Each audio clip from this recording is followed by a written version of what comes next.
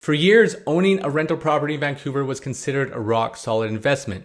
Near zero vacancy rates, bidding wars for units, and year-over-year rent growth meant landlords rarely worried about profitability. But fast forward to 2025, and that has completely flipped the script. As one market observer put it, even smart, experienced landlords are getting squeezed. Good properties, great locations are still struggling to make the numbers work. And this isn't just a rough patch, it has been a complete paradigm shift. And today I'm breaking down the 3 drivers of this perfect storm that's crushing landlord profitability and reshaping Vancouver's rental landscape. Number 1, the supply tsunami, thousands of new rental units flooding the market. 2, a demand shock, fewer international students and non-permanent residences fueling demand. And number 3, a financial vice. High mortgage renewals are colliding with rent caps, and that is just cratering this market, and why I've seen so many of my investor clients now getting out of the investment space. The most visible change here is the massive new supply fueled by purpose-built rentals.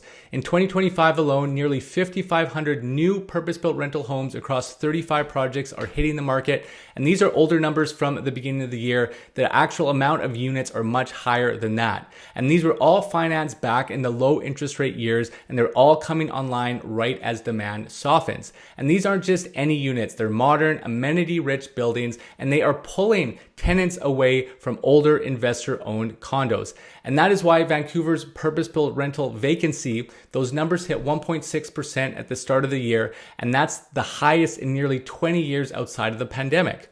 According to the CMHC, who advertised rents for 2-bedroom purpose-built apartments dropped 4.9% year over year, with condo rents falling 4.8% in Q1 of 2025. For the first time in years, landlords are forced to compete on quality, amenities, and price instead of just availability. Now let's add a second layer of pressure. The demand has just collapsed. The biggest reason? Federal immigration policy changes overall, and the international students who have always been a backbone of rental demand in Vancouver are disappearing. In the first half of 2025, study permit applications fell by 50% compared to 2024, and those approval rates are down from 51% to just 30%, and it doesn't stop there. Non-permanent residences included temporary foreign workers. They've dropped by 61,000 between January and April, and Ottawa is deliberately shrinking the NPR population to under 5% of Canada's total by 2027. For landlords, that means one thing: a shrinking tenant pool. And for the first time in a decade, tenants have complete leverage. And then comes the financial squeeze. Thousands of landlords who bought or refinanced between 2020 and 2022 are now renewing mortgages at today's rates, and you're seeing your interest rates double. Imagine this: you locked in at under 2% and now you're renewing at over 4%.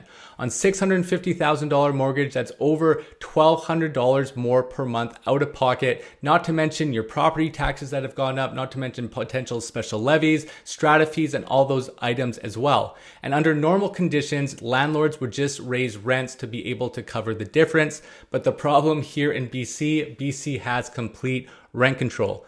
And for 2025, rent increases are capped at 3%. And for 2026, despite everything that we've seen in the economy, it has now dropped again to 2.3%. So it makes it very, very difficult for landlords to be able to recoup their cost. That means you might be able to raise rent by $75 a month while your mortgage jumps by hundreds or even thousands of dollars. Add in rising insurance, taxes, and maintenance, and the numbers are not working whatsoever.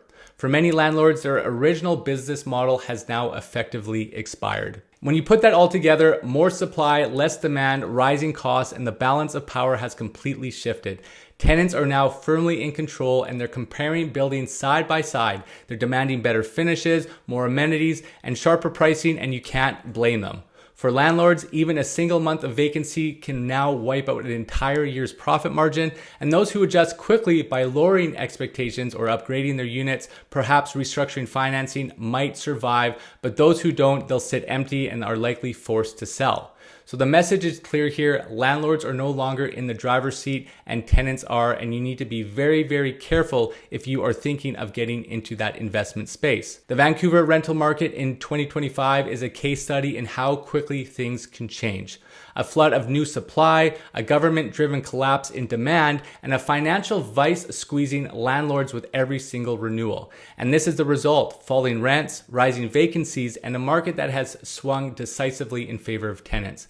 For landlords, this is a brutal correction, and for tenants, it's long overdue relief. For those who are investor type clients, I think there still is a space for you out there, especially if you are in an area where you have children. For myself, we have 2 young kids, and we have bought some pre-sale condos in the past so that when our kids are of age to live on their own into university, those condos will be paid off.